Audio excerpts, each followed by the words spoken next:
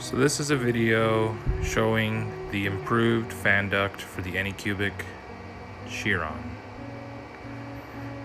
I based the new one off of the original.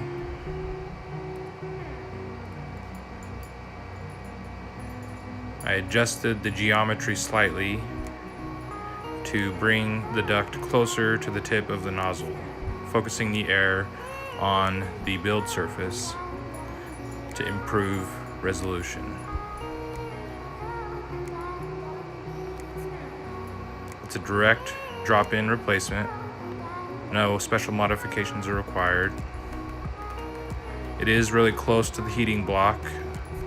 I may add a notch into the file, but for now I just let the hot end move it out of the way for me. And it is really close to the end of the nozzle, so you want to make sure your print is as good as possible. Any sort of deviation in the print could cause it to crash into your part as it's printing.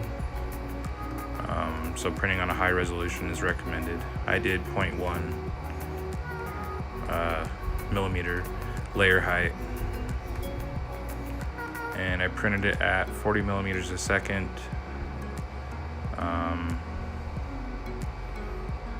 There's a comparison. The old duct barely directed the air towards the nozzle at all, and it did okay, but this has definitely improved it. The next video is a time lapse of a test print I did. It's a model I uploaded a while back. It's kind of a stress test for tall, smooth walls, trying to make sure that the airflow is cooling the filament as it lays down properly, so we don't get any sort of surface imperfections.